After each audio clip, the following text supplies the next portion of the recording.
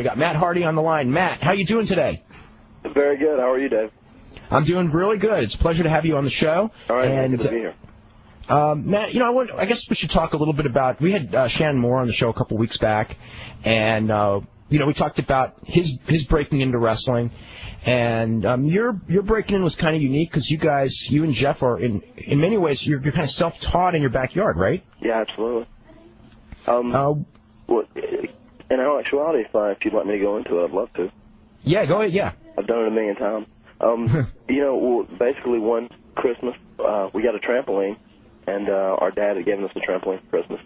Jeff and I, being big fans of the business, we used to get on our trampoline and we'd kind of teach each other wrestling moves. Whatever we saw on TV, we'd emulate it and just try and copy exactly what they did on TV. And then that led to us, going out in the woods. And we live out in the country here. We cut down 4 trees and took some garden hose and put wire in it.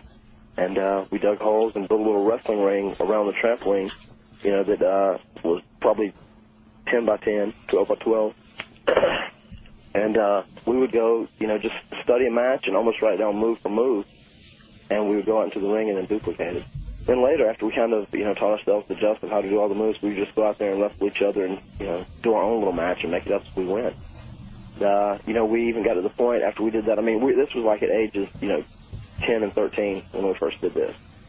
And we went on to the point where we would save up our money for a month or so, and we'd run a video camera on the weekend, and Jeff and I would dress up as 7 or 8 different characters. We would wrestle each other. We would have 7 or 8 different matches, have like a little, what we called a pay-per-view. And we would do that, and every couple months we would do that, and eventually, a couple years later, we were able to get a pay-per-view, and we filmed probably like 50 of those shows, just like in our backyard, and that's more or less where we like taught ourselves, the moves and, wrestling to a degree. From there we met a guy who was doing local outlaw shows at county fairs. And this guy said, hey, I heard you guys wrestle in your backyard, and there's a couple other little boys. And actually, Shannon came over with Jeff. I mean, Shannon was probably, the first time he ever came over was, 9 or 10 years old because he was a buddy of Jeff's. He lived still a couple miles from us. And we had a couple other guys. This guy at the fair said, hey, I heard you and some guys wrestle in your backyard. Would you like to come wrestle for me? And this guy, he didn't know anything about the business as far as that goes. He was just a carny. We said, yeah, sure, man, it'd be a blast. He had a ring that was like 20 by 20, and in the middle it had a trampoline that was probably, 10 by 12 or so, and on each side he had just sheets of plywood and steel that was like a concrete floor. If you can envision what I'm saying, kind of had a rectangular trampoline in the middle. Mm-hmm. And we did that at his fair show, and it was unbelievable because it was the first time we ever wrestled in front of a crowd. And I remember that feeling was like no other, and Jeff and I, we wrestled each other that night. It was just the best feeling ever because we could wrestle forever just in front of our backyard in front of trees as audience. But after doing that first show with that guy, he said, well, this is pretty good, but I don't know if I'll make any money with this ring. So Jeff and I, we ended up saving up some money. Now at this time we were probably 18. I was 18 or so. Jeff was 15, 17, 14. We ended up buying that ring from that guy. We made him payments on it like $50 a month. We bought the ring from him and converted it back to a solid regular ring, 16 by 16. And we went from there and started doing like our own shows. We would actually, rent the Armory, down in a local town near us in Southern Pines. We had another town in Stanford. We did a few shows there, and we'd also do that county fair every year. And while we were doing one of our shows at a county fair, a guy who was a local independent wrestler, Eddie Rainwater, came to one of our shows, and we talked to him and met him. He was wrestling for the Italian Stallion. I'm sure you remember him, right? Sure. Gary Stabaugh. Yeah. He said, well, you guys are pretty talented. He said, you just need to kind of learn the fundamentals of the business. I mean, we didn't know anything about how that you work the left or anything about psychology. We were just, guys who did moves, obviously. And he said, well, come with me, and, I'll introduce you to the Italian Stallion. He might do something for you guys. Introduced us to the Stallion. We started working with him occasionally. He was doing a couple shows every week in North Carolina, South Carolina, Virginia. We started, driving a couple times a week, doing shows for him. And eventually that led to us going to a TV taping at, WWF. And from there we worked with the Stallion a little bit. He was taking a huge booking fee. We'd make $150 a night for 3 nights. Remember when they would do, the 3-night taping? Yeah. Once a month? We would make $150 a night, and he would take $100 as his percentage from our booking fee. And at this point, like myself, Jeff and Jason Arndt, Joy Ab. He was going, and also another guy, Marty Garn of Champaign. Does that name ring a bell at all? Oh, yeah, sure. And us 4 guys were going. Eventually, we talked to Chief Jay Strongbow, and he started booking us on our own, which we got to do a little more. We started doing a few dart matches here and there. And a couple years later, they did something to Jeff and I about they might have some ideas for us. And, eventually we signed a developmental deal, and it led to here. That's kind of everything in a nutshell. When now, was there anyone? I remember when you first broke in the WWF. It was like you were kind of like there to. It looked like you were there to on syndication. You kind of started at the bottom of the barrel in that it didn't seem like you weren't brought in with this major push or anything like that. No, actually, like I've always told people. I mean, whenever we signed that first developmental deal, which was in April of '98. I mean, whenever we first came on TV, it was just like a continuance of the time-to-time jobs we've been doing. I mean, we were just brought in still more or less. We got to win over Contai, our first match, and the next night we got to win over Too Much, and then we lost 50 times straight again. But that was cool by us because we were making a regular paycheck. We just we had worked so hard to get to that level. That was cool. We were willing to do anything. We were gonna work really hard to prove ourselves. So from there we just continued to work hard and hard and hard. And whenever people saw that wow, these guys can go out and have pretty good matches with almost anybody on a regular basis. Eventually. Vince and a couple of guys got behind us. They said, well, let's actually try and do a little something with them. Did you get a feeling at any one point that there was something? Because I noticed it was one of those gradual things where you see guys doing jobs on TV and you're kind of like, and Cornette used to really, on the syndicated shows when he did the commentary, he would always really push, you guys more than the typical job guys. And, you kind of just, and you'd throw in some really flashy moves and it was almost like, these guys actually are pretty good. They're not just typical guys just running out there just getting slaughtered.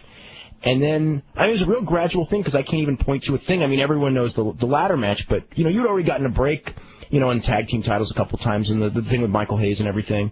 And then I think that, everyone started probably really catching on with that ladder match, which wasn't all that long ago. Right. Well, that's definitely when we turned the corner.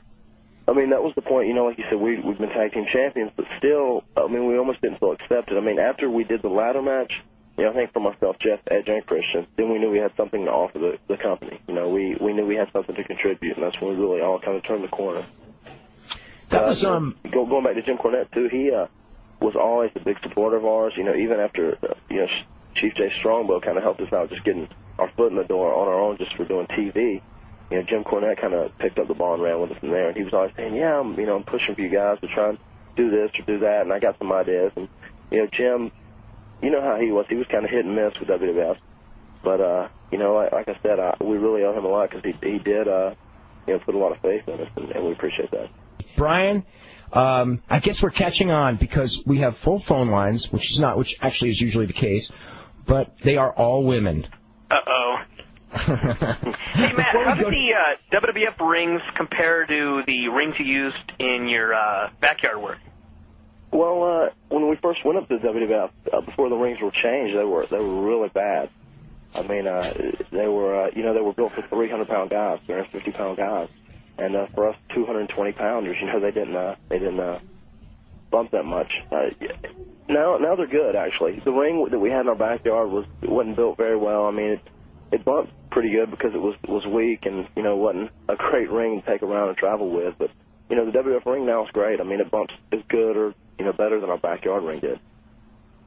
How do you and Jeff both feel physically? Because you do a very high risk style. You're both pretty young, so you can recover quickly. I mean, have you thought about future, like how long you want to be wrestling? Because I remember when Shannon Moore was on the show, it sort of stunned me because I think he's like 20 years old. Yeah. And when we were sort of talking to him about wrestling, he goes, I'd like to do it for 5 more years, which is I was just stunned because nobody that's 20 usually thinks of 5 more years.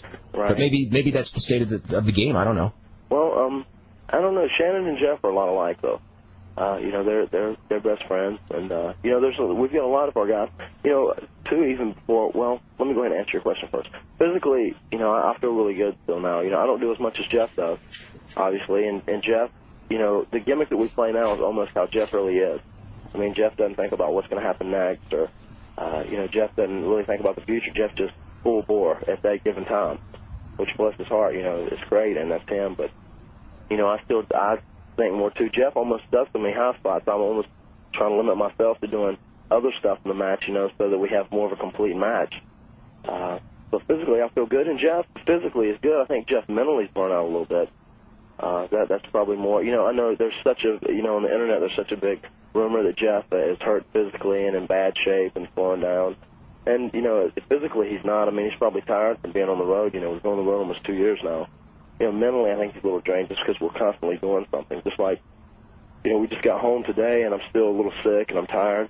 And we've got an appearance tomorrow. And we don't ever have, you know, 4 or 5 days off in a row. I mean, that's like non-existent for us now because we're like those guys in the middle that are still pretty popular that, you know, if they drop a hat, they can stick us on an appearance and, you know, we'll do okay. So, I mean, our schedules really, you know, you know, ask a lot of us. And I think it burns Jeff out a little bit, you know, because he's younger. And myself, I have a little bit more of a love for the business, I think, than Jeff does. I mean, Jeff could probably say, you know, he might wrestle 5 or 6 years and retire if everything's good, but, you know, I can foresee myself, you know, wrestling for as long as I feel good and healthy, and then even being in the business, you know, thereafter in some capacity. I want to mention a couple of quick news notes and also something clarifying something I said earlier. Email will have press conference today for their pay-per-view, which is on August the 4th, only in Mexico. The Piero Mascara Año 2000 versus Perro Aguayo Villano. Actually, it's a 4-man match. It's going to be a cage match, which will be the first cage match ever at Arena Mexico. Let's see. And as far as Ali and Joe Bugner, okay, I was so wrong. I mean, they did fight twice. They fought in 1973 a 12-round decision, which Ali won, and then they had a rematch in 1975, which Ali won on a 15-round decision. So he beat him handily in both fights, but he never KO'd him. So anyway, just want to clarify all that. And let's start with the phone callers. It's Elizabeth and Tooney from California. You're up with Matt Hardy. Hello? Hey. Hello? Hi. Or sorry, Hi. Dave, we're not male callers. Oh, no, you don't. No, it's just kind of unique to this show. Well, you'll have to excuse my shy compadre on the phone, but I just want to say that I had the chance to meet you at the Access in Anaheim, and you saved my day, year, my life. So just thank you on being there. And, well, my first question was, like, how do you feel about getting a well-deserved push? Like, if you guys haven't had one in the past, do you ever feel like used or unappreciated or anything like that? Matt, did you hear that? No, actually, could you repeat it? I couldn't hear it all. Oh, so how do you feel about, you know, getting a push, and before you got the push, did you kind of feel like unappreciated? Maybe. I mean, but not really. I mean, Jeff and I, we've never really had big egos. I mean, the way we've been brought up, we've never had big egos. I mean, I'm happier being there, you know, and being able to make a good paycheck and being happy and, you know, what I'm doing is my occupation as far as wrestling and, you know, not sitting around and sulking because, you know, we don't have a big push. I mean, it's definitely nice, and I hope we get more of one in the future. I mean, I kind of, really, when I look back in retrospect, I'm happy of how it's been such a gradual deal, how we started out, you know, as nothing, and, you know, we built up a little ways, and then, you know, we'll drop back down a little bit, and then we'll go up again and drop back down. That's kind of the way the WWF does things. You know, so everything's been great. I have nothing to complain about right now. How does it feel as far as, like, in the last year or so, and maybe longer, when you first started getting you know, you probably got some adulation on the independent scene, but it was, you know, limited. Sure. And then all of a sudden you're WWF stars.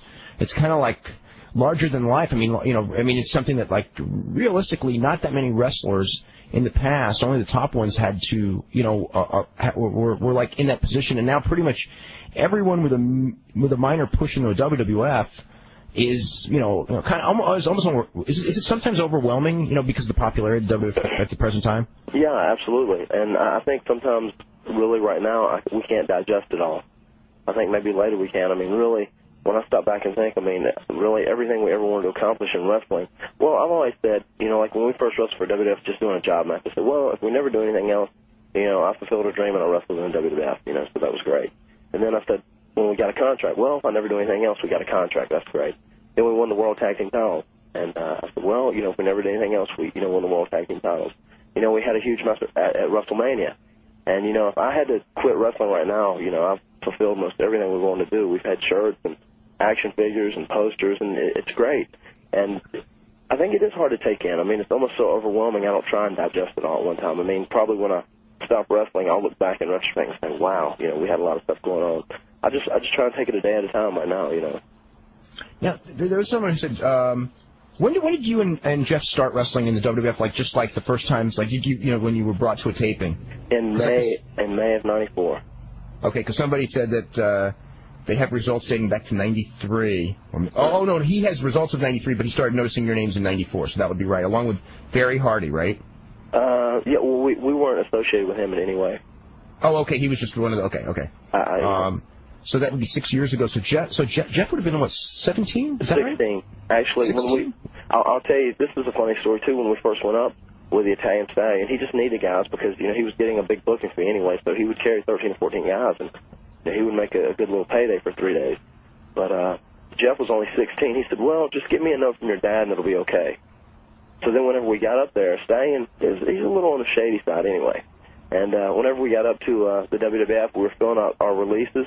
And he told Jeff, he said, well, just move your birthday back 2 years, from 77, moving it back to 1975.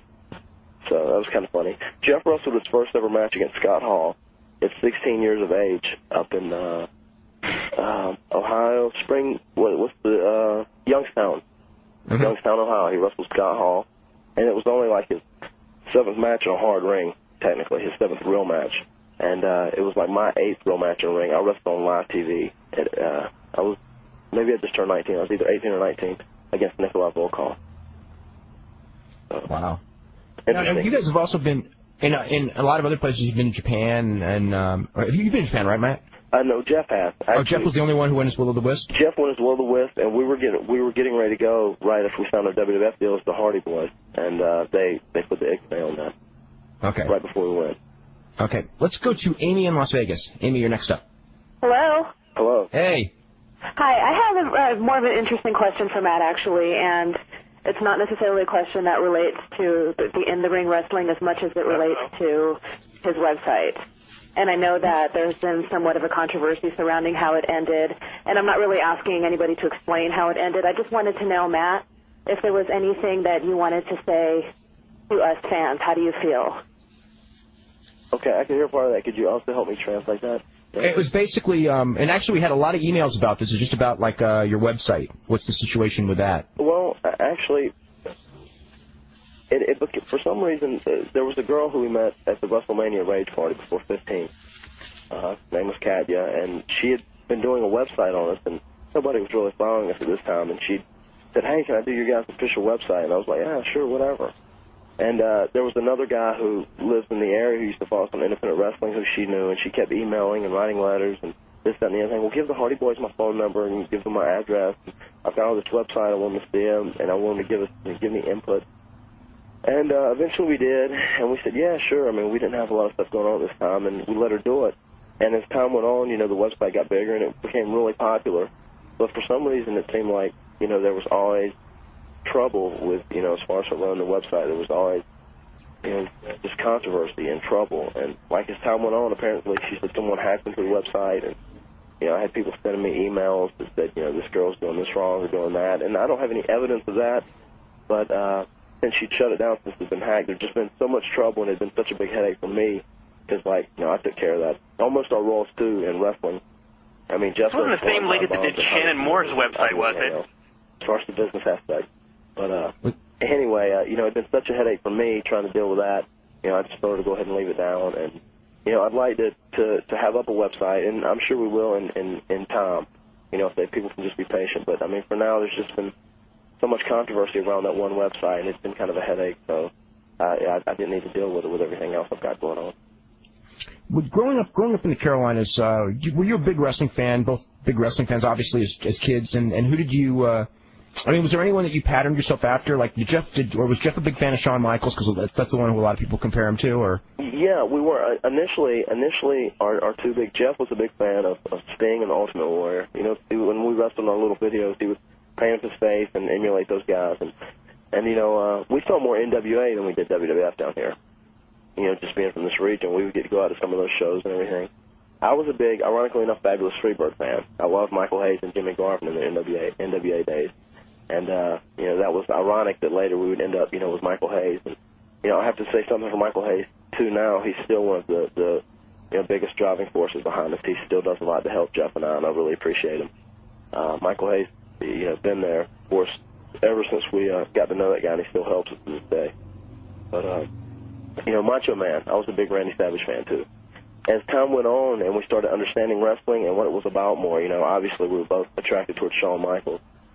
You know, I think all of us up there now, you know, from Edge and Christian and, you know, Jericho, all of us, you know, kind of had that attraction towards Shawn Michaels. And I think he set the standard for, you know, how wrestling would be for the next few years, because he had such the ultimate package of everything. Besides being such a great, entertaining wrestler, he had such personality and such charisma. I mean, he was the whole package there. And he was, you know, a smaller guy. He wasn't, you know, 6'8", and your standard 350-pound wrestler that the WWF promoted for all these years. What was your feeling as far as, or did you even think about, because, you know, you're mentioning that, the WWF for forever was noted, it was almost one of those things where if you're a small guy, it's really not the place to go because you won't get a break. And you know, Shawn Michaels being the exception, but he was the exception. Mm-hmm. And then here you guys were, you know, small guys, and you're in the WWF. Was it just one of those things where, or did you just see that the barrier was breaking down, you know, and it was ability that was counting more than size? Yeah, I think we did. And plus, you know, that was really the only open door we had at that time. I mean, there were times when we were doing some, you know, whenever we were doing TVs at WWF, I mean, I would give tapes to people at, you know, WCW, and actually we spoke with a few people at ECW right before we signed with WWF as well. But, you know, WWF was just, you know, it was always there, and we could always get a little work here and there, and it seemed like, you know, there might be a little light at the end of the tunnel. And, you know, really, I didn't even try to think of things like that. I just believe, you know, if you worked hard enough and you gave all you got, you know, eventually you could overcome whatever odds there would be. You know, I, you know, kind of had that blind faith. This is from someone who emails us in and goes, what's your favorite wrestling match that you've ever seen? That I've ever seen personally?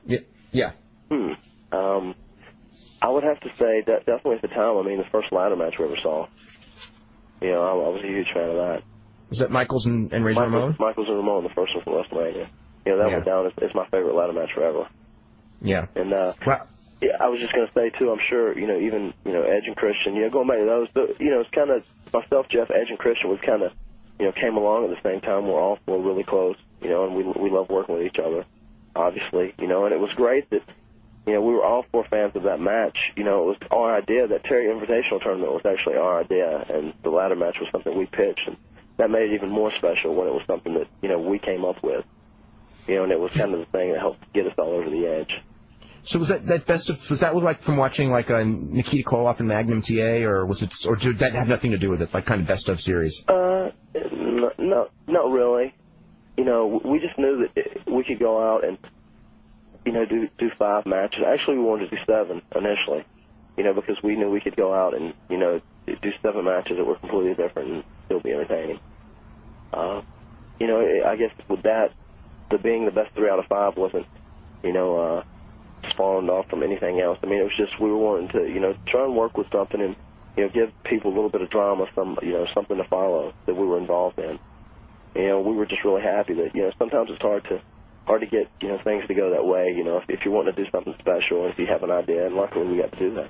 Let's start hitting some phone calls. Let's go to Kaylin in New Jersey. Kaylin, you're here with Matt Hardy. Hi. Hey, how are you? I'm fine, thank you. How are you? Go ahead. Could you hear me? We hear you perfectly. Matt, can you hear her? I can hear her a little bit. Yeah, he can hear you. Oh, I can't hear him at all. Turn your speaker down, though.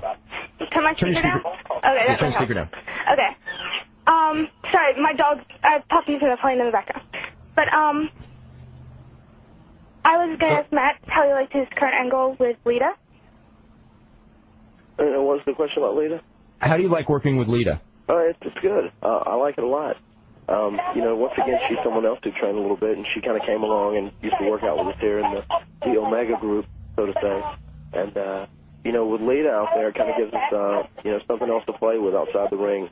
You know, I love to kind of sit back and think of different combinations of stuff we can do with, you know, a girl here and there. And Lita, she's still real limited, and she's learned a lot, but there's a lot that she can do, you know, a lot more than, you know, most females in wrestling, which gives us a lot to toy with and play with and, you know, come up with some real interesting combinations to make the crowd excited.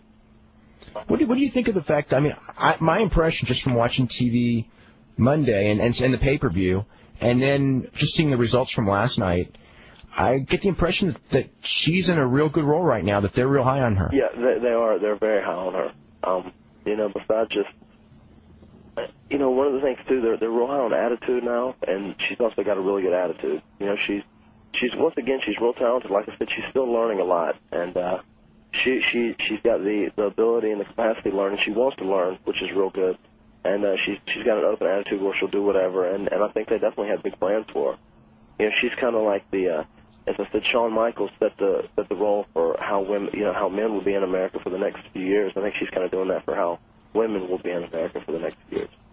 Did she or you guys ever watch Japanese tapes or Mexican tapes to come up with stuff? Like, I know, like, because for women wrestling, there's really not a lot of role models, I guess, among wrestlers in the United States, but whereas like the Japanese had some phenomenal workers in the, you know, and even today they have some phenomenal workers.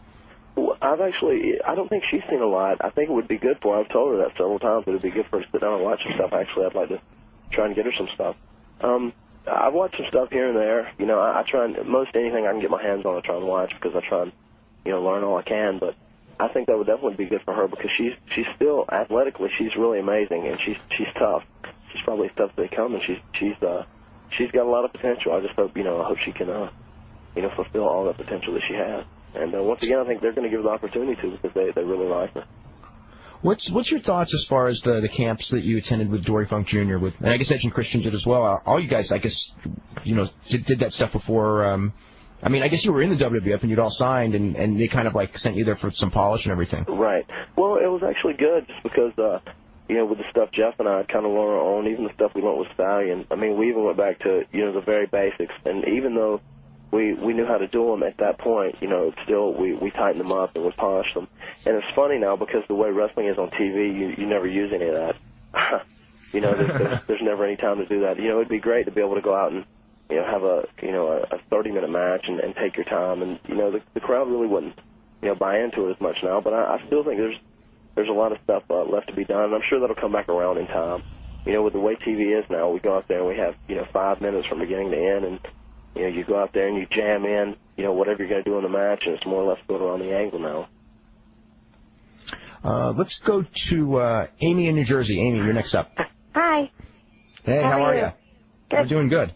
This is kind of a weird question, but I wanted to ask Matt if his relationship with Jeff has changed at all since being in the WWF. Did you hear that, Matt? No, I couldn't hear all. Oh, okay. Has your relationship with Jeff changed at all since you've been in the WWF? Maybe it has a little bit, because now Jeff and I are still real close, but now there's a big difference. Like, Jeff has moved into his own place now. Like, he's kind of got, you know, Jeff's got a lot of responsibility of his own. I know whenever we were at home before, we were, like, together all the time. But now it's almost to the point where, like, when we're on the road, we're together for 5 or 6 days straight. And then, like, when we come home for the two days or whatever, you know, I never see him. Which it has changed a little bit. I don't know. You know, I guess we're together so much now. He needs, you know, some time to himself or whatever. And I think he needs time to himself to kind of, you know, refresh himself, because really sometimes he gets aggravated from doing so much, because Jeff's a really unique person. And I think everyone should meet Jeff, because there's nobody else like him in the world. I mean, you can tell his wrestling style is different, but even his personality is really different from anyone else you ever meet. You know, Jeff needs time alone and everything. It has changed a little bit, I think, where you know, we're not together, you know, all the time. I can tell there's, you know, he wants a little bit of separation, just because he's always in such a public eye now.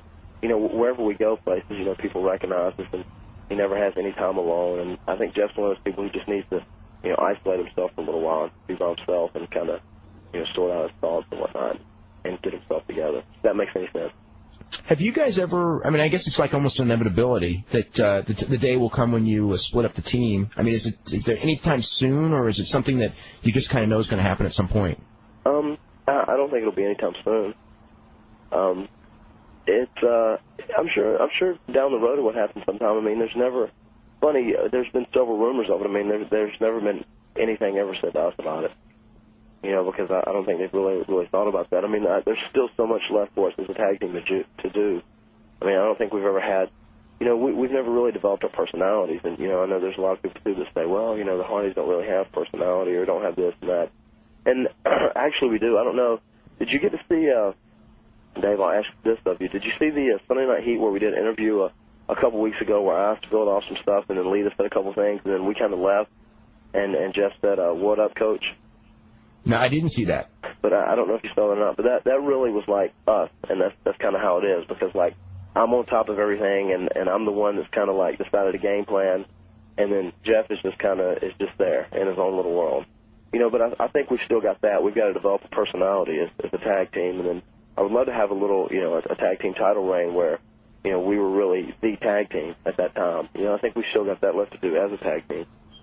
But, you know, eventually they'll come, and, you know, that'll be fine. You know, we both accept that, I'm sure. And, you know, I'm cool to do whatever. You know, obviously, you've done, like, I feel mostly comfortable in whatever they, you know, they'll ask us to do. Brian, go ahead. I was just going to say, obviously, you've done, you know, mostly tag work, but you've done some singles matches as well. And from what you've done, do you like doing tag work better, or do you not even care, or do you like singles work? Yeah, no, actually, I mean, I like tag team work better, just because there's more combinations, there's more original stuff you can do. There's, you know, in the wrestling world we see now with so much programming, you know, wrestling's so watered down. You know, you see so much of it on TV anyway. It's hard to come out and do original stuff that the crowd goes, wow, I've never seen that before. You know, it's still, whenever you do tag team matches, there's still a lot of combination of stuff to do. You know, actually, whenever we had our six-man on pay-per-view this Sunday, I still got like a ton of more ideas if we had, you know, if we could do it. You know, I don't know if it would be with Trish and TNA. If we had, you know, another tag team and another female that, you know, Jeff and I and Lita could do. There's still, I've got a, you know, a whole lot of more ideas that, you know, I would love to see done in one of those matches. That would be really cool. How open are they to ideas, like when you guys are putting together a match? Like, I mean, you've talked a lot about how you have a ton of ideas and, you know, you came up with the concept of ladder match and everything like that. I mean, are they pretty okay with it when you want to put a match together, or do they kind of, you know, sometimes for like pay-per-view matches want to do a lot of it for you? You mean as far as like the booking committee? Excuse me? Like Pat Patterson and.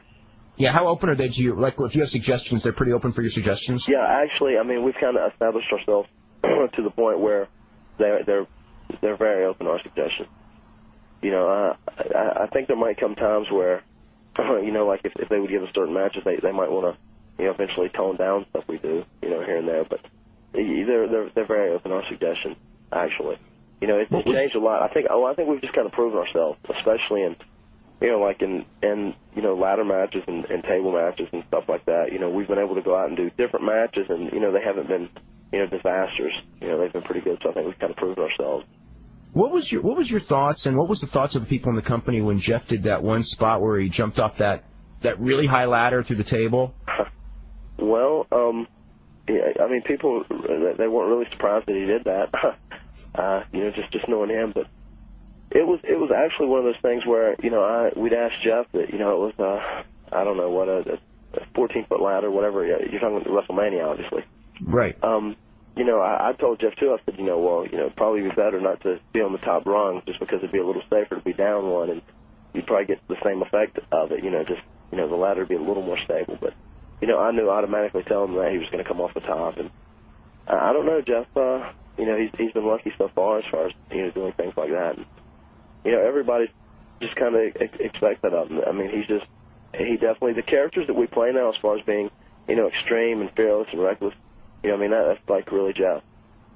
You know, I'm not as fearless and as reckless, you know, as recklessness, my recklessness is not as quite as extreme as Jeff is, but, you know, it was almost expected of him. I mean, you know, people have told him, I'll take it back to, some people in the company have told him to slow down, you know, not do as much stuff here and there, but, you know, with that being WrestleMania, I think, you know, it was one of those scenarios where kind of anything goes. And, you know, we were going to let it all hang out for our first WrestleMania anyway. Now, has there ever been like a spot that you came up with and they basically said, no, let's not do that one? That's too dangerous. You said, has there ever been a spot that we came up with and they said no?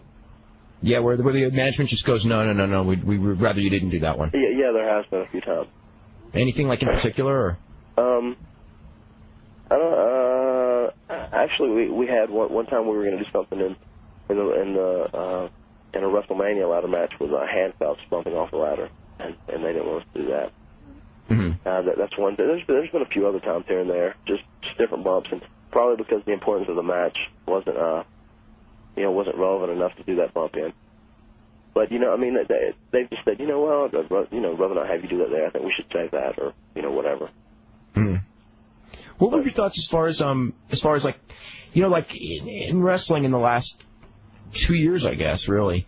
In many ways, the bar has been raised so much that, in the moves that were in 1996 considered spectacular are now almost commonplace to the point that sometimes I almost wonder if they're worth the injury risk. Like some of the more spectacular dives that people, don't even really react to like they did a couple of years ago, and now, after I guess the Mick Foley match at Hell in the Cell, I mean, it's a whole new level for those things. Does it kind of scare you at times? Even though I know your stuff is kind of under control compared to Jeff. Sure. But right. Yeah, it does. I mean, actually, Jeff scares me, part of the time as far as it goes, because I tell Jeff, I really want Jeff to think about, 5 years from now. I don't want him to think about how he's gonna, feel in, the next 2 weeks, although he's fine right now. I think especially, on TV week to week, there's such a, there's so much emphasis on, Raw has to be awesome, going against Nitro, and, everybody kind of wants to raise the bar, try this and try that. I mean, you got to go out and continually put out a good product, I think. But, if you are going to take, a big chance, it should be, you should save it for the right occasion. I know we've got SummerSlam coming up. We're going to be in Raleigh, and I'm hoping, we're in some kind of, good feature match there. I mean, that would be an opportunity where, it would be worth taking a chance, I think. Now, do you have any idea who your opponents are going to be in Raleigh? No, I don't. Okay. Actually, I certainly don't. I can say, though, I would love for it to be Edge and Christian, the tag team titles. The Dudleys, also have to put a plug in for those guys. We definitely enjoy working with those guys. Let's go to Tim in Virginia. Tim, what's going on? Hey, Dave. Love the show. Thank you very much. Hey, Brian. Hey. Hey, Serge, Matt. How's it going? Hey, man. What's going on? Not too much. A few questions. I know you probably don't get as much of a chance to watch tapes anymore, but is there anyone outside the WWF that you would like for the Hardy Boys to wrestle right now? Outside of the WWF? Just because Shannon and Shane, so I'd love to wrestle 3 count one time. That'd be fun. That'd be fun for us, I'm sure. I don't know. Yeah, it's kind of a tough question. Really, it's something I hadn't even thought about.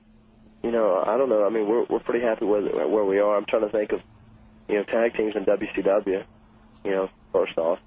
Rey Mysterio and Juventud Guerrera, maybe. Yeah, that'd be fun. Those guys, 3 count. Those are probably the top 2 I can think of. Being selfish off the top of my head. Not really. I mean, there's nobody's out there that we'd be dying to wrestle right now. Have you ever seen tapes of Dragon Kid? No, I haven't. I haven't. I've heard about him. Yeah, he's as far as like moves, he's got some really mind-blowing moves. Right.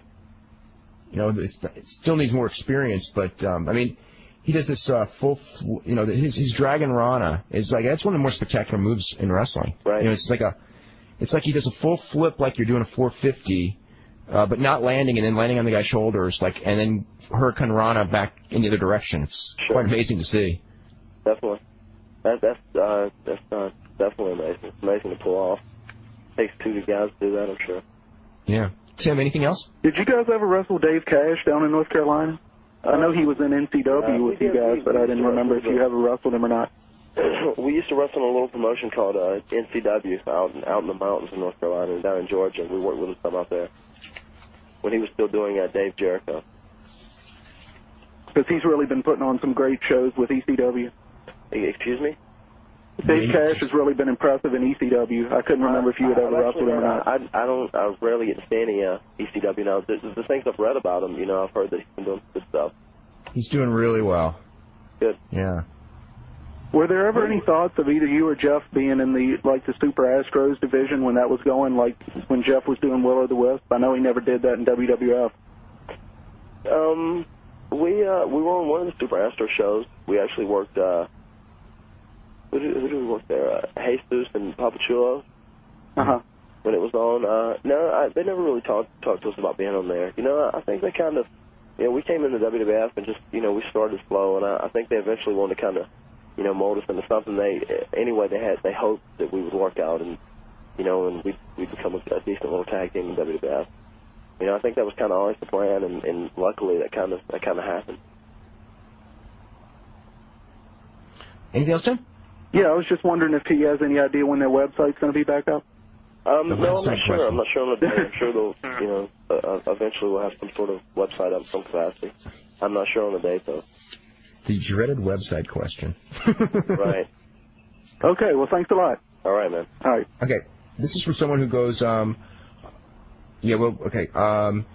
goes, are you a fan of Lucha Libre, and did you or Jeff ever think of wrestling in Mexico before you signed in the WWF? Yeah, I can enjoy some of the stuff. I mean, I like stuff with psychology a lot better. Even though our stuff is still a lot more spiced up. I mean, I try and do stuff that has, that makes sense, that has some psychology behind it, but it's still a little spicier than the other guys, just because we're smaller anyway. I'm not a big fan of just, doing, move after move after move after move. Although, occasionally we're guilty of that. I like to try and put a little bit of fighting and realism and psychology in the matches. Here is today's question: who was the first ever? So, get ready to log on. Who was the first ever World Wrestling Federation European champion? So, anyway, you can log on. We'll have our two winners momentarily. I think. Sometimes when I think that, I'm so wrong, but I really think we will this time. Anyway, we're back with Matt Hardy, and we've got a full bank of phone calls, and we're going to go to Long Island. Helena and Daniela. Hello. Hi. Hey there. How you doing? We're like 12, and we really idolize the Hardy Boys, and we wanted to know what they think about younger children who idolize them. Well, that must be a heavy thing to think about. Okay. Yeah, I actually heard that question. I like for children to idolize, especially not necessarily for the characters we portray on TV, for the people that Matt and Jeff Hardy really are. Because we're both, I think we're both really good people, and our whole story of how we got from, being kids with having dreams of being wrestlers to becoming wrestlers, I think is pretty inspirational. It's almost like a fairy tale. Don't pick up, because then we can't hear you. I love, to take time out and get a chance to, talk with younger kids or younger people trying to get in wrestling, whatever, and try and give them a little inspiration or the old feeling there's some light at the end of the tunnel. And I love being put in the position of kind of being a role model or inspiration, and I don't feel bad about it at all. I mean, that's one of the the benefiting factors, I think, that kind of come with my job, that I can do that and kind of give back a little bit. Especially a lot of people have helped me out, and a lot of people have inspired me and helped me, and I really appreciate it. Anything I can do to give that back, I will. Do you ever have any qualms as far as storyline goes? Again, like with kids watching the show, and I mean, not so much lately, but certainly like a year ago. I mean, the storylines were at least borderline, if not over the border in some cases. Right. Actually, many cases maybe. I mean, do you ever have any qualms about like that? There's kind of like a weird dichotomy there, because obviously WWF wrestling is the biggest thing, with young kids, and at the same time, it was very adult oriented entertainment in some aspects of it. Right. I just so many people accept wrestling as entertainment now. I just wish that everybody could make the role models not the characters but the people that play them. Just like in soap operas. Don't necessarily the lady who cheats with every wife's husband on the show might be a really good person when you hear an interview with her off the show, and you could look up to her and that she could be your role model. I just wish people would look at wrestling more like that. But so many people still look at the character you're portraying. They go, oh, well, they're cool, I want to be like them. You know what I mean? Mm-hmm. We have a couple of questions along these same lines. So, what's the situation? There's no rumors of you or your brother dating Lita. That's not correct. That's just someone who you've known. I mean, we're good friends, and especially her and I met her first, and we're even closer friends than her and Jeff are. But we're just all good friends, and neither one of us dated her. That rumor's been, her and I have been dating, have been floating around forever.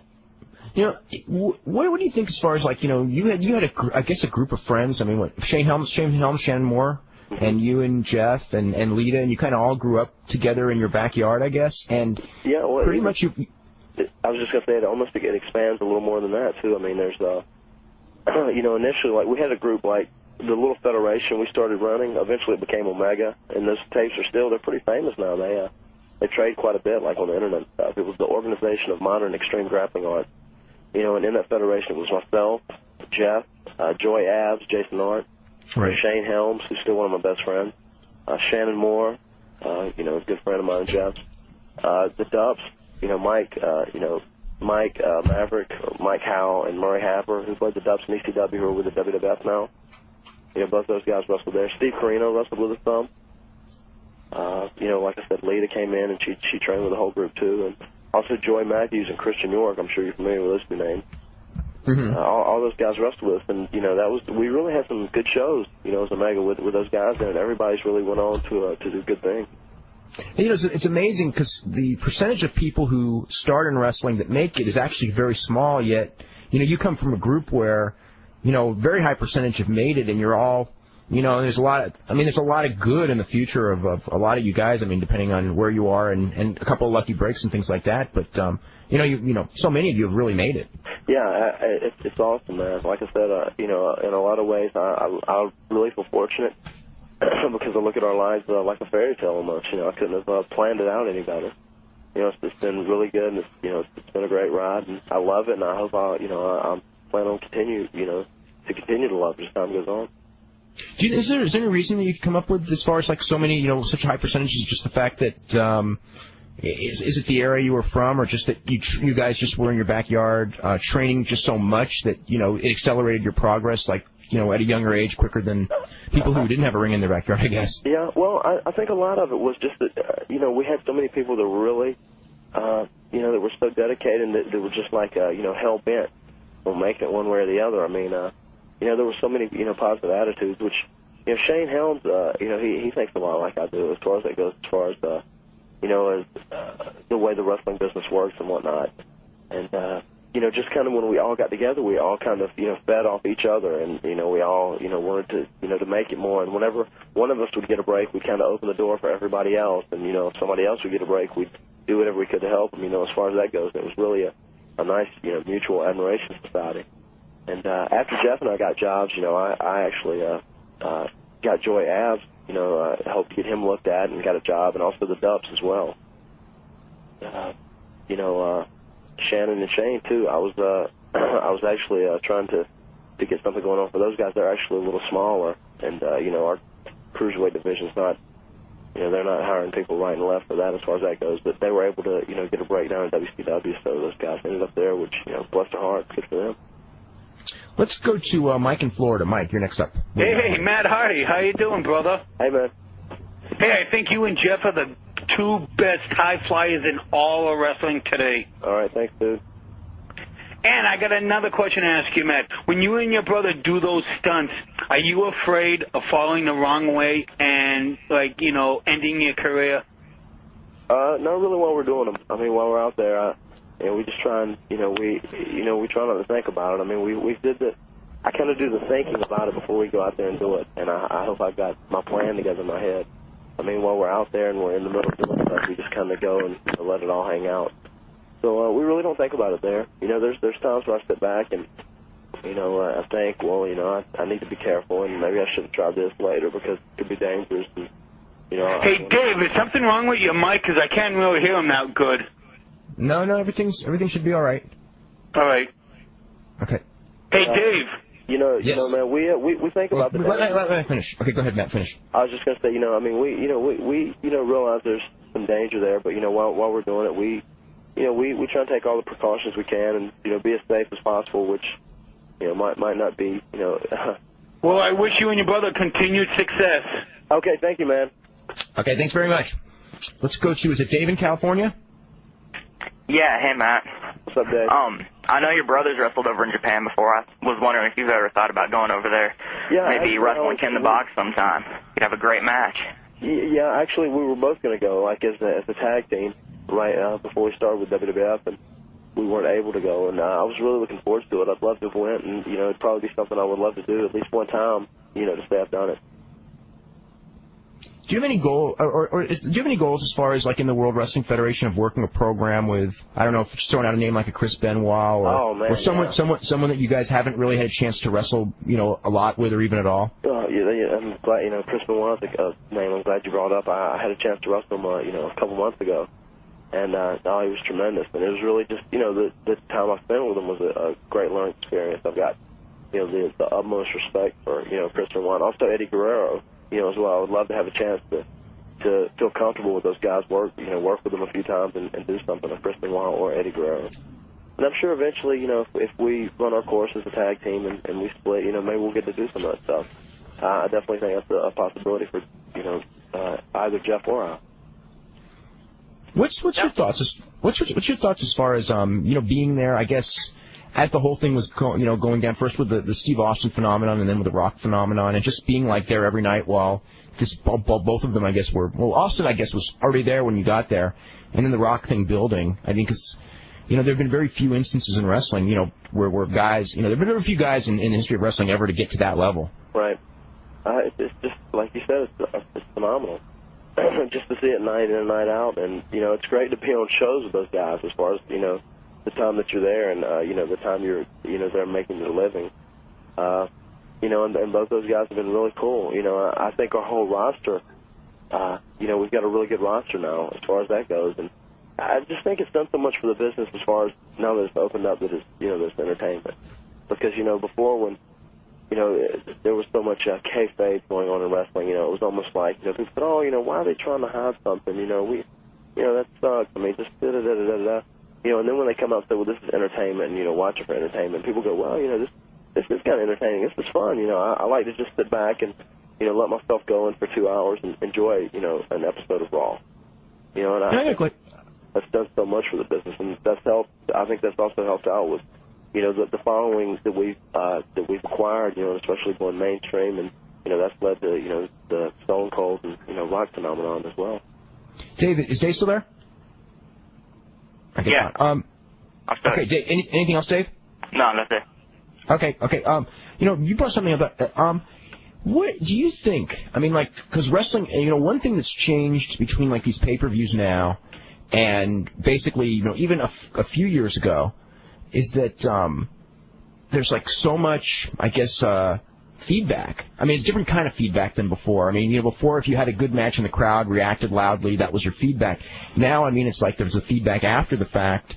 And does that inspire you? Because, I mean, one thing that I've noticed on pay-per-views is, between now and as compared with the 80s is, you have good matches and you have bad matches, but you never or almost rarely have matches that lack effort, whereas in the 80s, you could see guys, on the card, and I think that the travel schedule was a lot tougher, and certainly in the WWF and in WCW. I mean, when those guys were working 6-7 nights a week, they were a lot of going through the motion type stuff, and now, you really, it's the crowds are harder because they've seen so much, but at the same time, I mean, it's like you got a lot more. I mean, are you inspired by the fact that that if you do a good match, people kind of recognize a good match, whereas before maybe the boys would know it's a good match, but to the fans, sometimes they wouldn't even know a good match from a bad match, if you know what I mean? Yeah, I think you point out to just the crowd being respectful.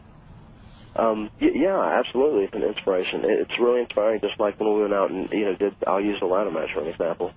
After Jeff had grabbed the money bag down and we had left, whenever Edge and Christian stood up in the ring, everybody in that building stood up and clapped, and just because we won, they forgot that fact already. What they were remembering is that 4 guys went out there and really busted their asses. And they what's funny about that match is that, and compared with the Shawn Michaels Razor Ramon match, I think that everyone remembers that match, but who won and lost, your match with Edge and Christian, I don't think that. I mean, it's like people remember, I guess, who won, but at the same time, it's hardly the main focus of the story. It's just that you had a great match. I agree. That's changed a lot. I mean, nowadays, someone I'll use for an example, if the Dudleys go out there, they can lose a match, but at the end of the match, if they put somebody through a table, that's what people remember. They don't even remember them, losing the match. They remember putting them through a table.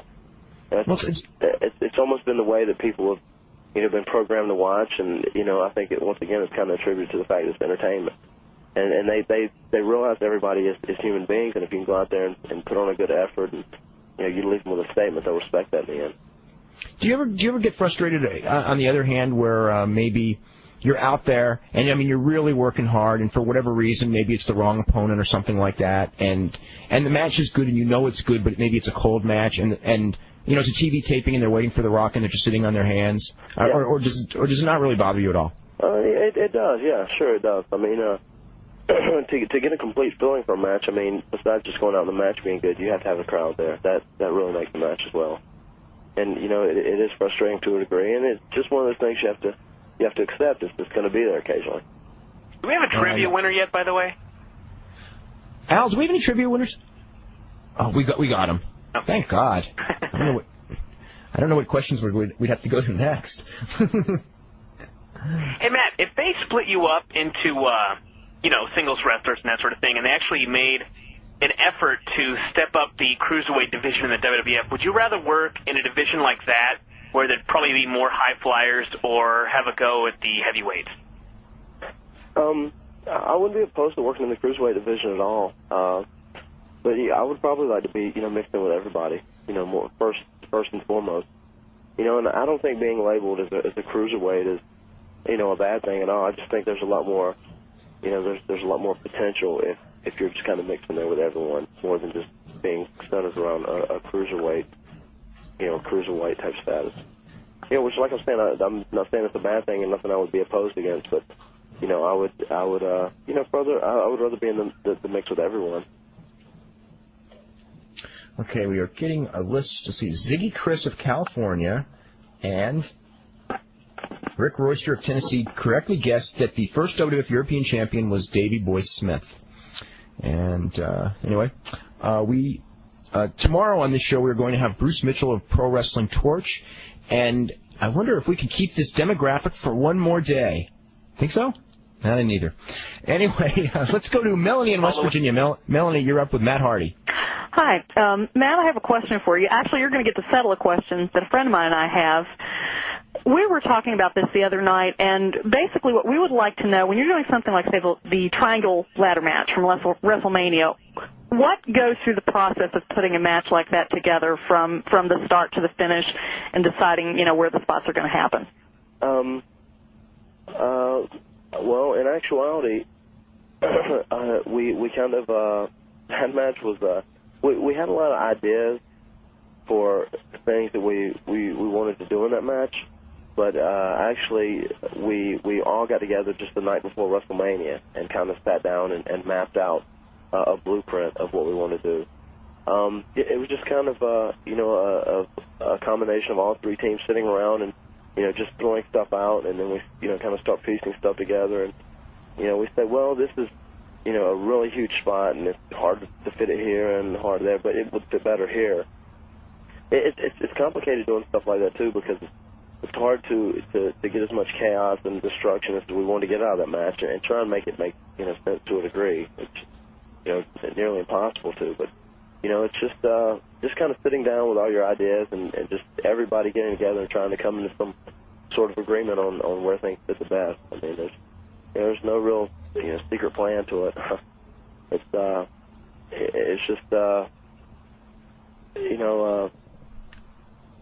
just taking your ideas, whatever ideas you have, about particular spots, whether it be with a ladder or a table or a combination of two, whatever, and try and slowly make them progress and to the climax there. No real secret behind it, I guess.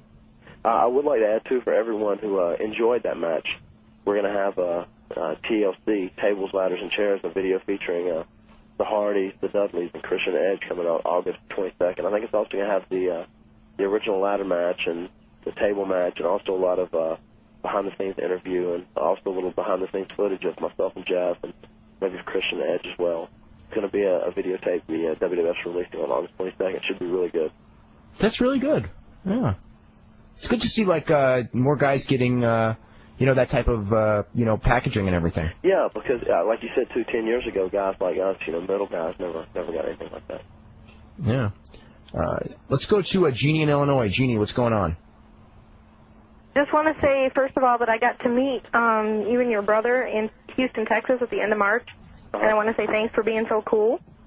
But I just wondered if you ever get jealous of Jeff, because everybody seems to talk about him a lot more than you. No, not really, not at all. You know, that's fine. I mean, people are always going to have that.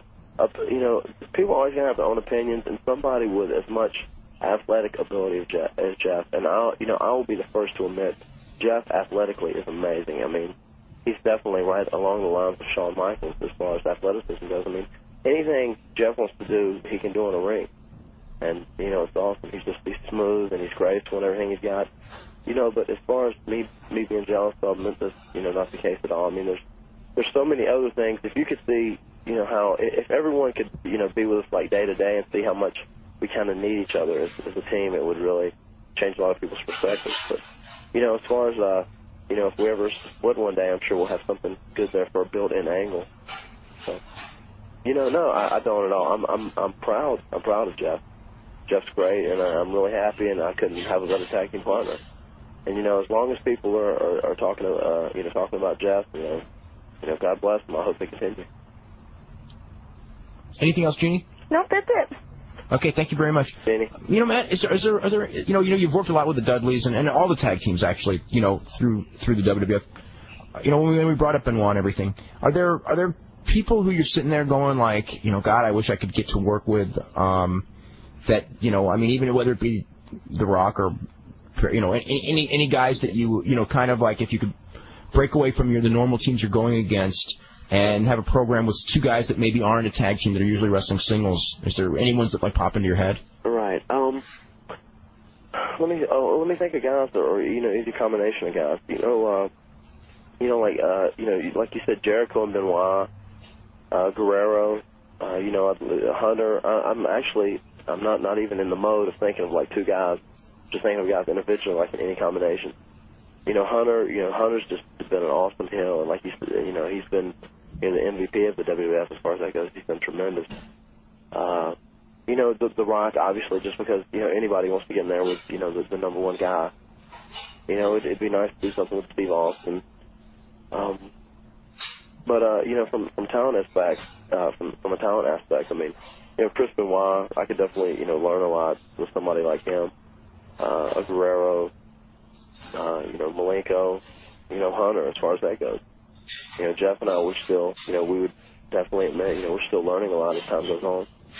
There's still several guys, you know, those are some of the first names that popped in my head that I would love to get in the ring with. Let's go to Tim in Florida. Tim, you're up with Matt Hardy. Yeah, how you guys doing tonight?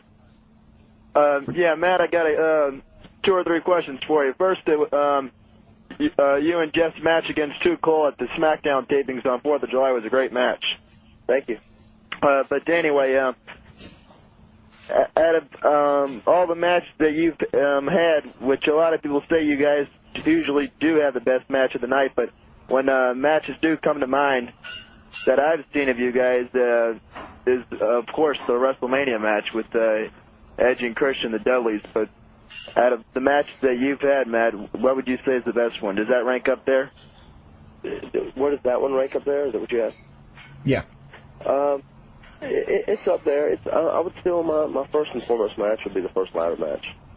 And there was just, I think another reason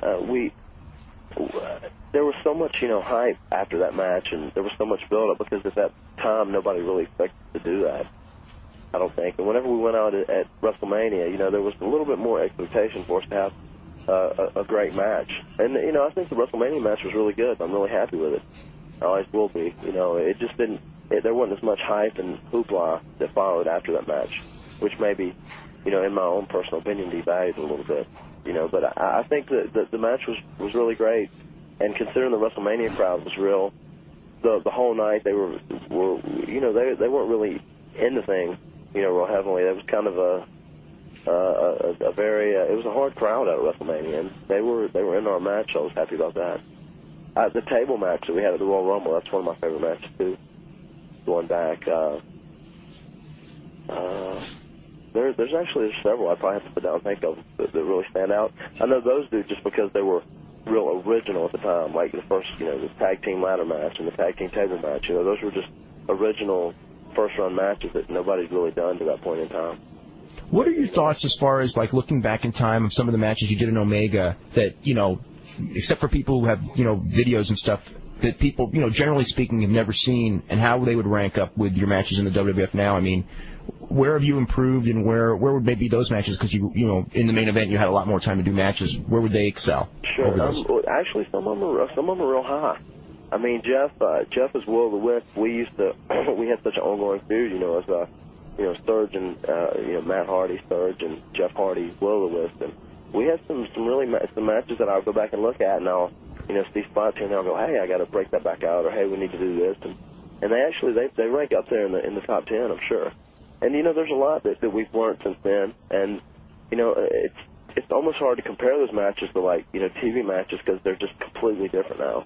You know, just like comparing a house show match to a TV match is just completely different, just because of time constraints. I mean, there's not, you know, TV, it's just hard to take time and go out and, you know, set your pace and tell a story. You know, where you can do that when you have plenty of time.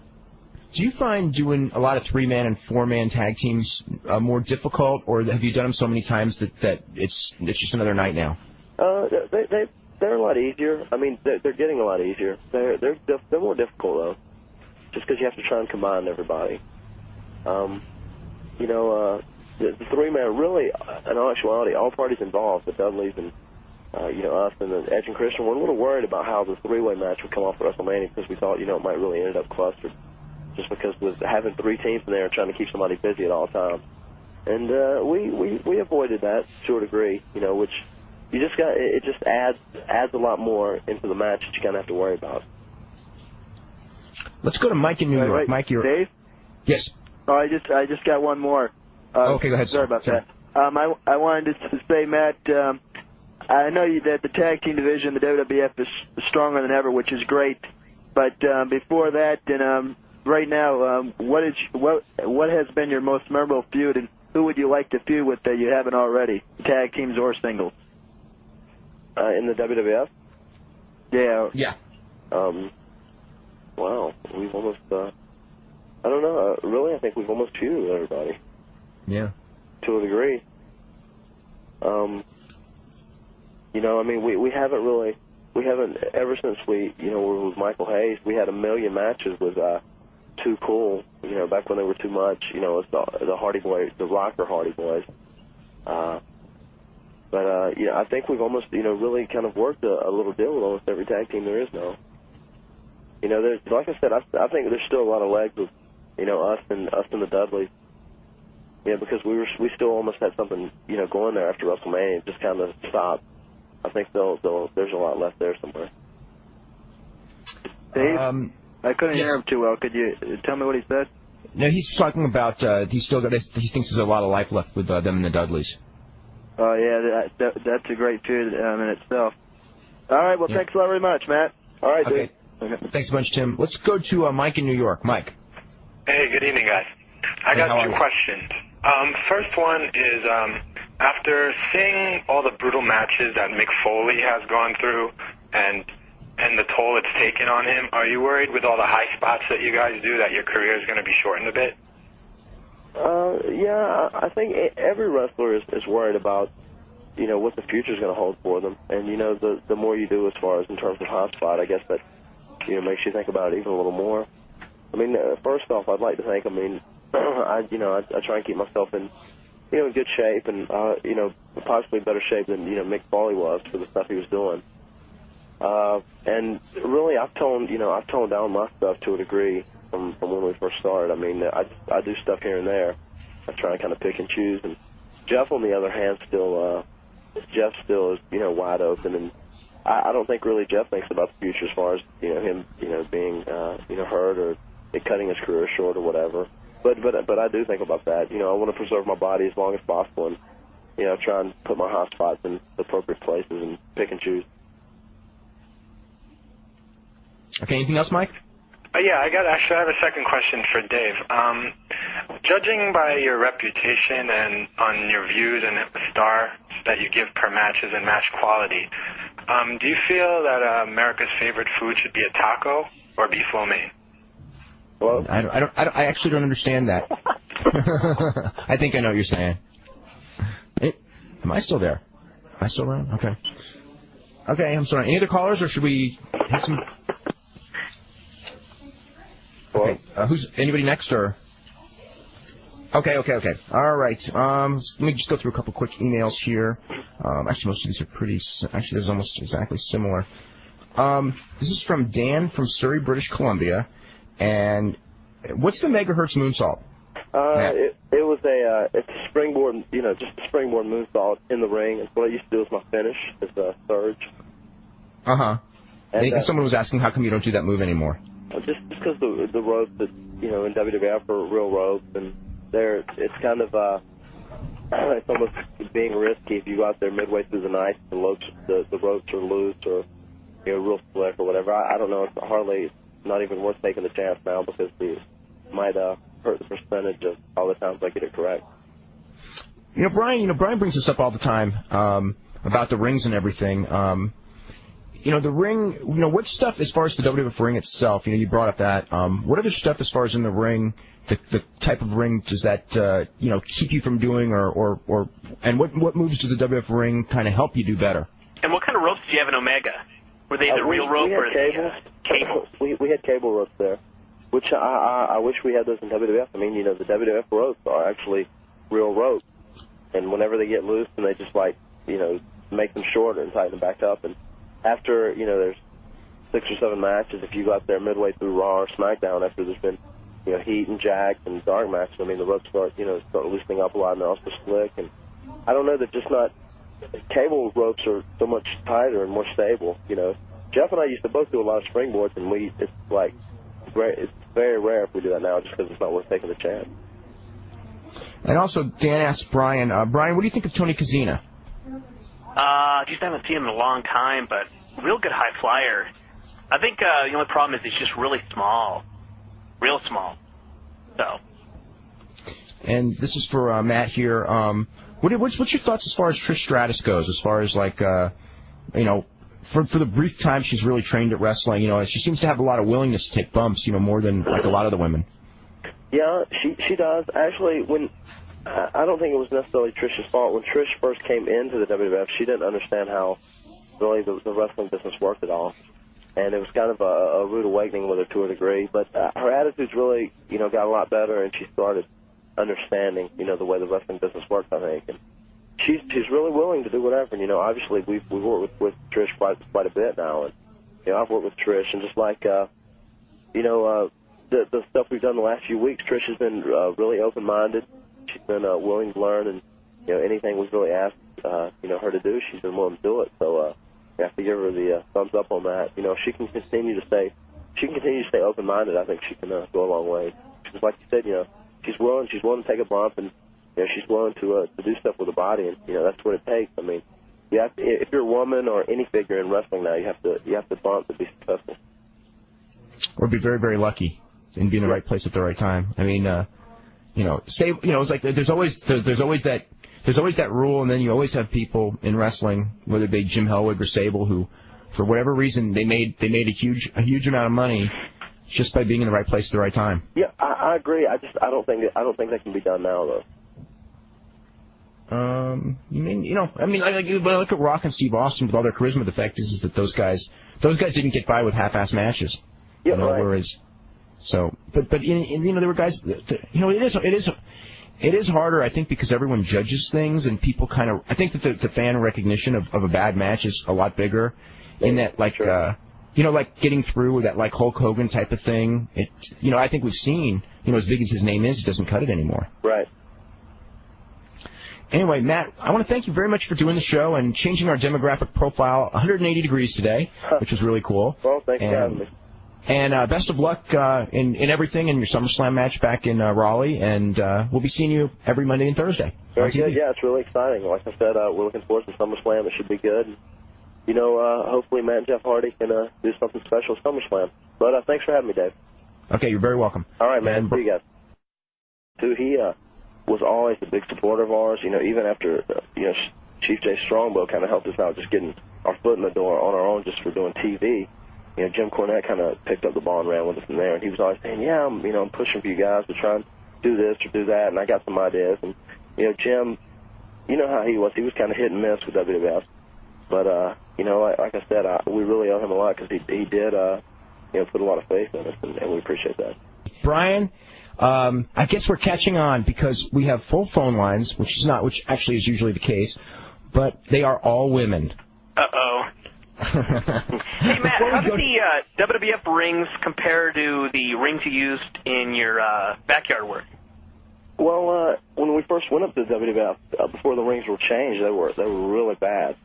I mean, they were you know, they were built for 300-pound guys, 350-pound guys, and for us 220-pounders, you know, they didn't bump that much. Now they're good, actually. The ring that we had in our backyard wasn't built very well. I mean, it bumped pretty good because it was weak and, you know, wasn't a great ring to take around and travel with. But, you know, the WWF ring now is great. I mean, it bumps as good or, you know, better than our backyard ring did. How do you and Jeff both feel physically? Because you do a very high-risk style. You're both pretty young, so you can recover quickly. I mean, have you thought about, you know, future, like how long you want to be wrestling? Because, like, well, I remember when Shannon Moore was on the show, it sort of stunned me because I think he's like 20 years old. Yeah. And when we were sort of talking to him about, you know, wrestling, he goes, you know, I'd like to do it for 5 more years, which is, I was just stunned because, you know, nobody that's 20 usually thinks of, you know, 5 more years. Right. But maybe that's the state of the game. I don't know. Well, I don't know. Shannon and Jeff are a lot alike, though. You know, they're best friends, and you know, we've got a lot of our guys. You know, too, even before. Well, let me go ahead and answer your question first. Physically, you know, I feel really good still now. You know, I don't do as much as Jeff does, obviously, and Jeff. You know, the gimmick that we play now is almost how Jeff really is. I mean, Jeff doesn't think about what's going to happen next, or you know, Jeff doesn't really think about the future. Jeff just full bore at that given time, which bless his heart. You know, it's great, and that's him. But you know, I think more too. Jeff almost does to me high spots. I'm almost trying to limit myself to doing other stuff in the match, you know, so that we have more of a complete match. But physically, I feel good, and Jeff physically is good. I think Jeff mentally is burnt out a little bit. That's probably more. You know, I know there's such a, you know, on the internet there's such a big rumor that Jeff is hurt physically and in bad shape and slowing down. And, you know, physically he's not. I mean, he's probably tired from being on the road. You know, we've been on the road almost 2 years now. You know, mentally, I think he's a little drained just because we're constantly doing something. Just like, you know, we just got home today, and I'm still a little sick, and I'm tired, and we've got an appearance tomorrow, and we don't ever have, you know, 4 or 5 days off in a row. I mean, that's like non-existent for us now because we're like those guys in the middle that are still pretty popular that, you know, if they drop a hat, they can stick us on an appearance, and, you know, we'll do okay. So, I mean, our schedules really, you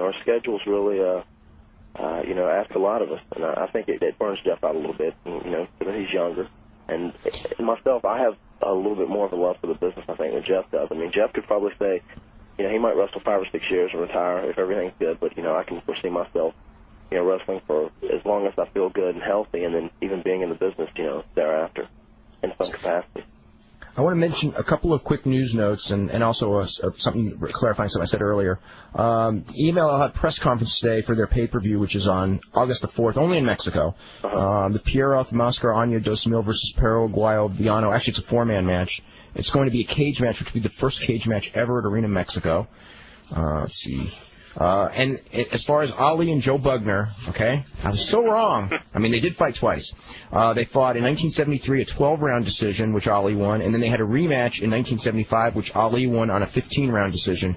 So he beat him handily in both fights, but he never KO'd him. So anyway, just want to clarify all that. And let's start with the phone callers. It's Elizabeth and Tooney from California. You're up with Matt Hardy. Hello? Hey. Hello? Hi. Or sorry, Hi. Dave, we're not male callers. Oh, no, you don't. No, it's just kind of unique to this show. Well, you'll have to excuse my shy compadre on the phone, but I just want to say that I had the chance to meet you at the Access in Anaheim, and you saved my day, year, my life. So just thank you on being there. And, well, my first question was, like, how do you feel about getting a well-deserved push? Like, if you guys haven't had one in the past, do you ever feel like used or unappreciated or anything like that? Matt, did you hear that? No, actually, could you repeat it? I couldn't hear it all. Oh, see, this goes ahead. Campaign, does that name ring a bell at all? Oh, yeah, sure. And us 4 guys were going. Eventually, we talked to Chief J. Strongbow, and he started booking us on our own, which we got to do a little more. We started doing a few dart matches here and there. And a couple years later, they did something Jeff and I thought they might have some ideas for us, and eventually we signed a developmental deal, and it led to here. That's kind of everything in a nutshell.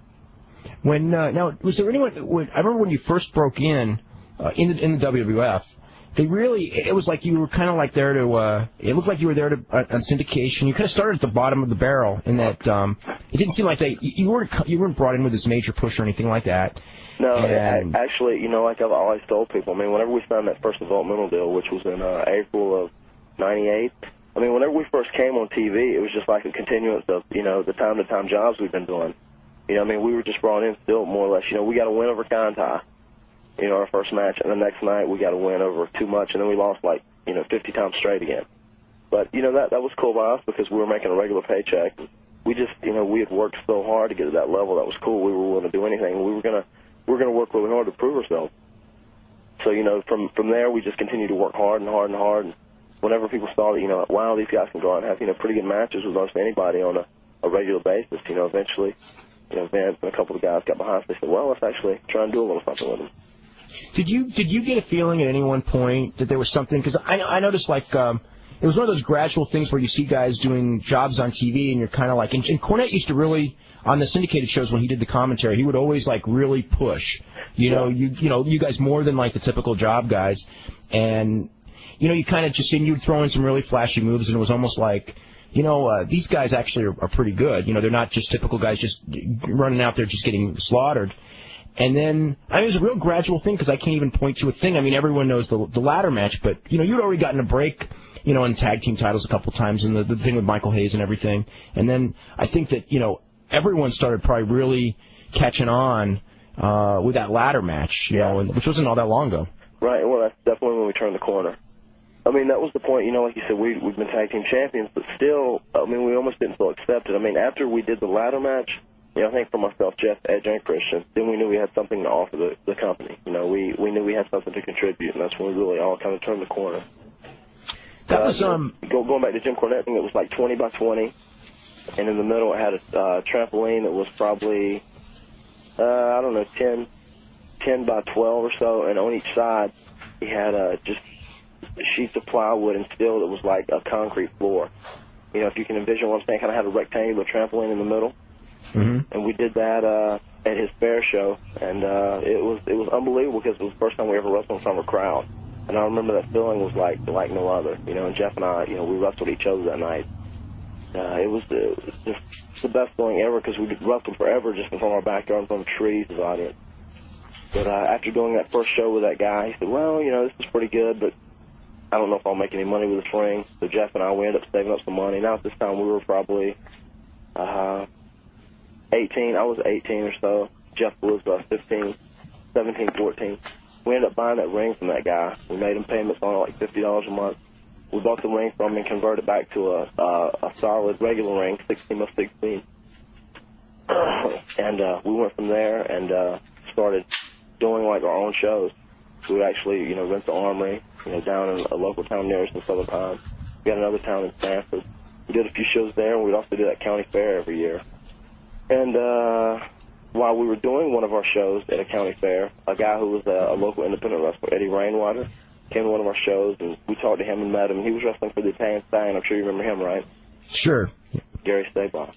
Yeah. He said, well, you guys are pretty talented. He said, you just need to kind of learn the fundamentals of the business. I mean, we didn't know anything about how that you work the left or anything about psychology. We were just, guys who did moves, obviously. And he said, well, come with me, and, I'll introduce you to the Italian Stallion. He might do something for you guys. Introduced us to the Stallion. We started working with him occasionally. He was doing a couple shows every week in North Carolina, South Carolina, Virginia. We started, driving a couple times a week, doing shows for him. And eventually that led to us going to a TV taping at, WWF. And from there we worked with the Stallion a little bit. He was taking a huge booking fee.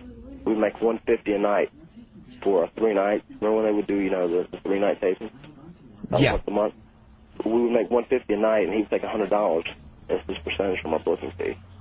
And at this point, like myself, Jeff, and Jason Arndt, Joy Ab, he was going, and also another guy, Marty Garner. We got Matt Hardy on the line. Matt, how you doing today? Very good. How are you, Dave?